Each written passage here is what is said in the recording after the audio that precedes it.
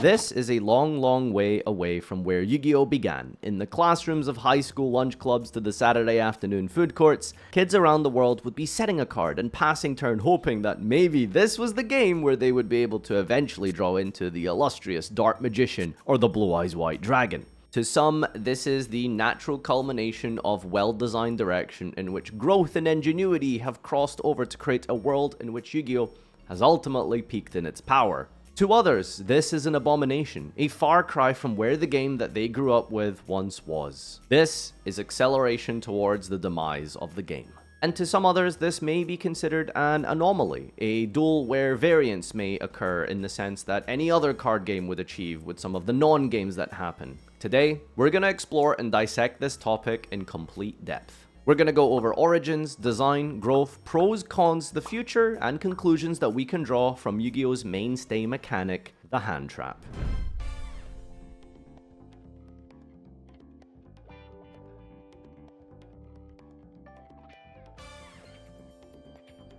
Yu-Gi-Oh! In its early machinations can kind of be portrayed into one of its most iconic scenes from the anime being, "You activated my trap card!" a line which has resonated culturally throughout all facets of the gaming industry and beyond in a way that even the creator himself, Takahashi, would never have possibly imagined. The idea that this was a game where slow and steady strategy was a core principle. By waiting multiple turns and flipping over a well-timed, game-ending mirror force, victory could be achieved on turn 14 of the duel.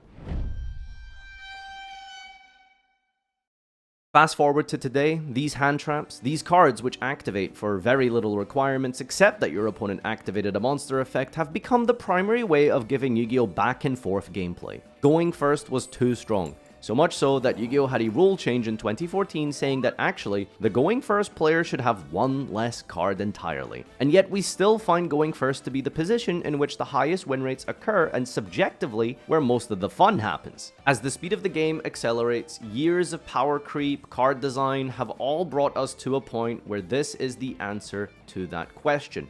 The creation of the hand trap. Allowing player 2, duelist B, to maintain pace with their opponent.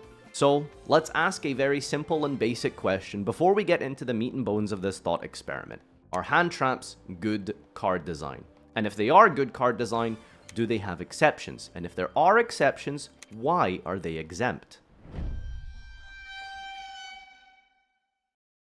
Hand traps have technically existed since the beginning of the game, from as far back as Karibo, a card which prevents battle damage, to all the way to today, where we have the Dominus cards, a series of cards exclusively designed to hand trap your opponent. I'm not going to spend too long in the history here because I'm trying to address this from the modern perspective. A whole video could be dedicated to the impact of DD Crow's release in 2007. But if you do want to see that type of content and, YouTube channel membership, Patreon, etc., to support this type of future content. For the sake of focusing on today's main topic, let's discuss this from the angle of the modern Yu-Gi-Oh sense and where we are at today. Originally, hand traps served as complementary pieces for rounding off a deck. One of the most attractive aspects of a hand trap historically has actually sometimes been the utility it can offer you in tandem. In 2010, Effect Vela was released, a card which very simply states that it can be discarded to the grave from your hand to negate a monster effect. Historically, this card feels so much better because of the fact that it can serve as a pseudo-combo piece. In a much slower-paced game, one of my personal favorite retro formats to revisit is Tengu Plan. Effect Veiler can regularly be used to prevent powerful cards like Tour Guide from the Underworld, but also, this is a tuner monster. Synchro summoning with Veiler to create a Formula Synchron with Dandy tokens, or a Stardust Dragon off of the back of a Gore's token is a type of utility and gameplay that has seldom really been popular in modern times. Discard infusion fodder perhaps, and in the rare instance of material for Hauka Fibrax or a Closed Moon, is maybe as far as one could say board presence is how hand traps are used. The point here is that there is a key factor as to why Veiler felt different back then than it does today. That is this sense of feeling mandatory. When we think of hand traps in the modern sense, it's important to distinguish where we'd like to place each one of these hand traps. So for the sake of verbiage and clarity of the viewing experience, I want to categorize each hand trap as follows.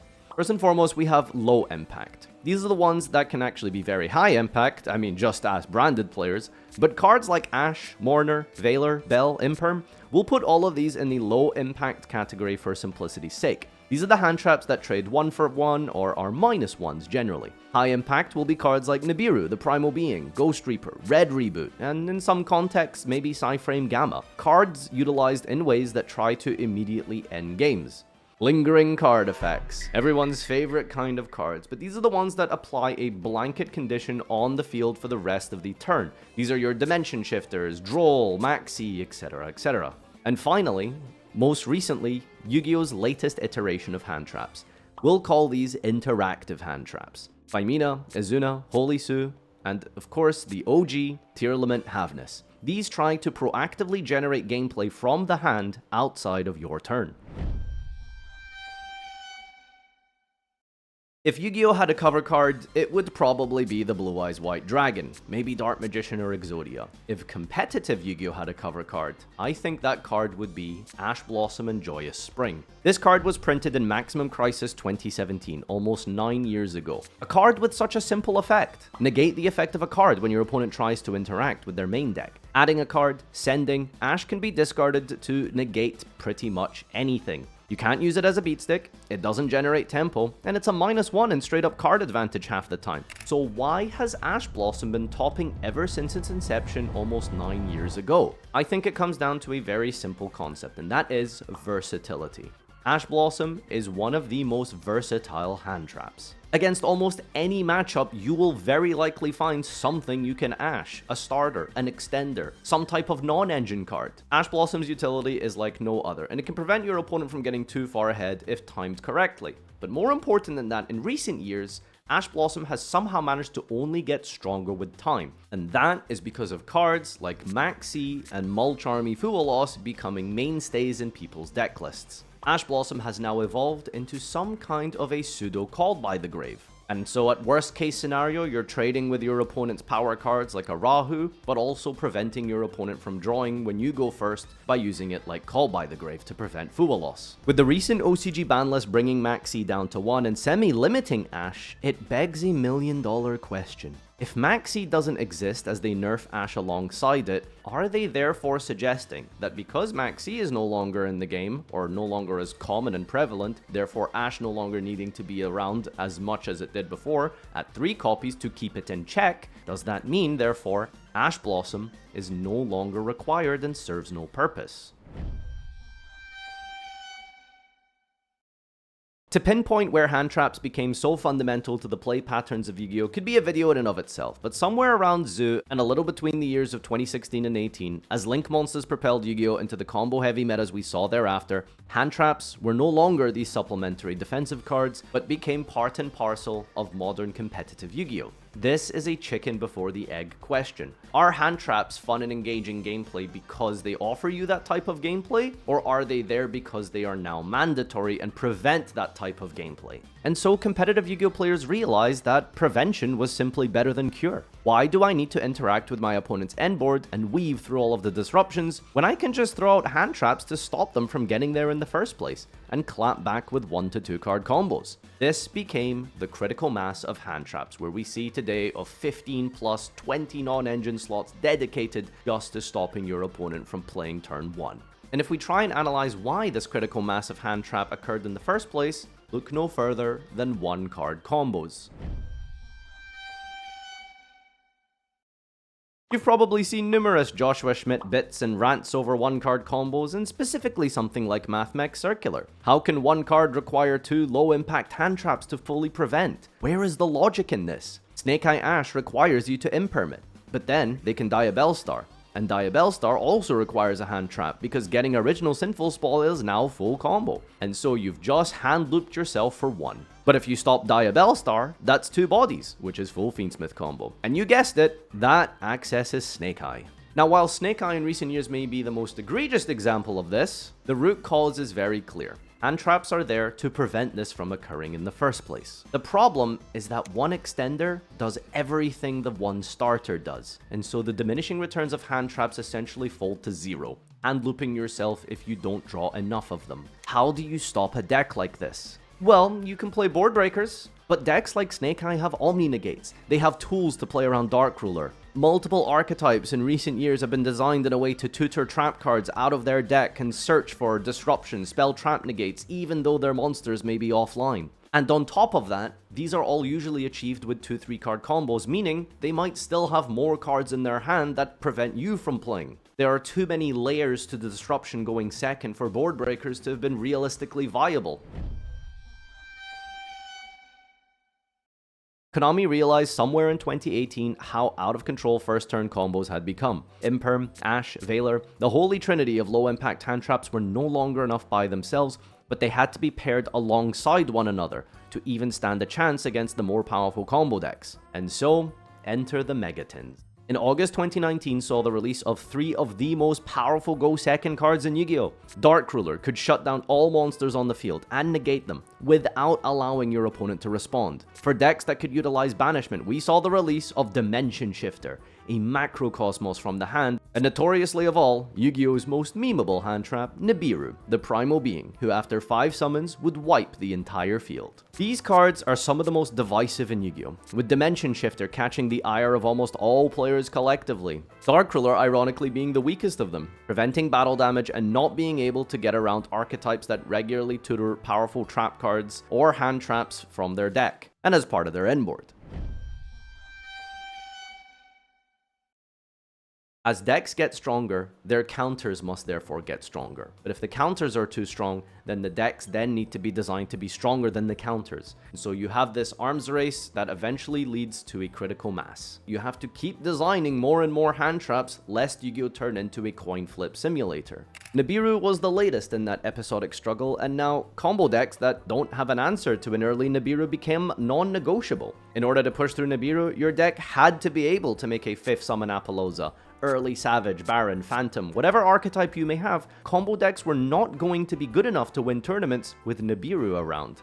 And so the cycle continues. Combo decks have to be resilient enough to beat hand traps, but hand traps have to be strong enough to prevent combo decks. Where does it end, and where do we go from here?